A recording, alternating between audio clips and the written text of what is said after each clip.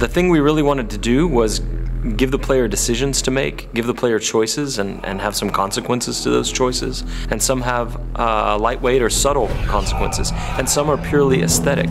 Choice matter because in the media video game, you can make choices where the movies doesn't allow you to make choices. So having the consequences to what you do and seeing how the simulation deals with your choices, it feels like the player has full ownership of his experience.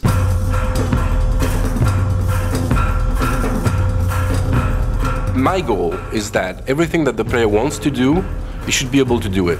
As you can go everywhere, then it has to be functional everywhere. If he sees a door, it's an openable door. If he sees a roof, he should be able to climb there, and he knows that this is a valid path.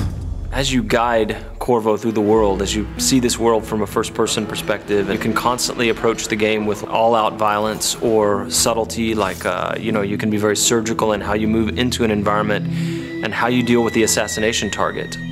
Ce qui est vraiment très intéressant dans Dishonored, c'est la possibilité pour le joueur de vraiment inventer son histoire, on va dire. Il peut vraiment jouer le jeu de la façon dont il a vraiment envie.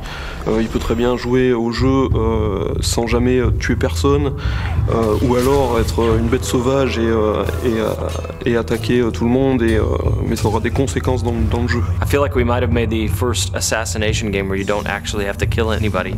Donc l'IA dans Dishonored est assez particulière dans le sens où il faut qu'elle réagisse vraiment à tout ce que le joueur est capable de faire, que ce soit de par ses pouvoirs ou que ce soit que le joueur peut être assez furtif par rapport aux IA.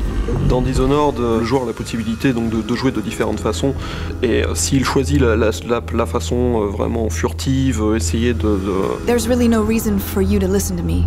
If you ever need steady work, you come see me. Il peut écouter ce que l'IA va dire. Il peut écouter les conversations, il peut obtenir il peut avoir quelques indices en fait sur ce qui se passe, sur comment arriver à résoudre sa mission. Oui, donc le joueur va pouvoir utiliser des combinaisons de pouvoirs assez variées. Par exemple, donc il va pouvoir arrêter le temps, commencer à utiliser l'arbalète pour tirer sur les différents ennemis. Les flèches vont prendre le cours normal du temps, tous les ennemis dans la pièce vont mourir. Il peut utiliser ça de façon... il peut utiliser des combinaisons complètement incroyables, et je pense que on va être assez étonné de ce que les joueurs vont être capables de faire. So when people play Dishonored, and once in a while they figure out something that just feels utterly creative to them and that they wouldn't have expected to be able to do in the game, that is a magic moment for us. That's what we live for. I watched a guy the other day do something I'd never seen in Dishonored before. He was running away after killing off a couple of high-profile assassination targets, 2 members of parliament, and he was up high on a balcony. And the jump would have killed him because it was maybe 4 stories up, but he had the possession power. And in our game, when you possess somebody, it's not like you leave your body behind and possess them with your mind. It's a corporeal thing, so you move physically into them, and then you pilot them around.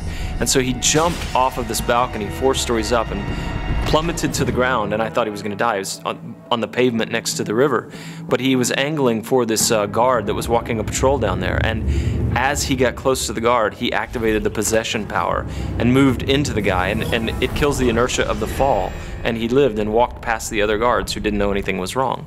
And that is a moment you can't have in another game. What's happening? Once a programmer came back to us and he shot a little video of something that was really fun and wanted to show us. So what he did was that he summoned a set of rats, then he froze time, then he pulled out the spring razor, which is this kind of mine that you can stick to things. So he could actually froze the rat, stick the mine to the rat, then he possessed the rat, and then he moved the rat around and close to a guard and ejected as the mine exploded. I think what is special to Dishonored is that the moment-to-moment emotion is great. In a shooter, for example, you know that shooting at a guy will kill you, and you have to take cover and progress and well.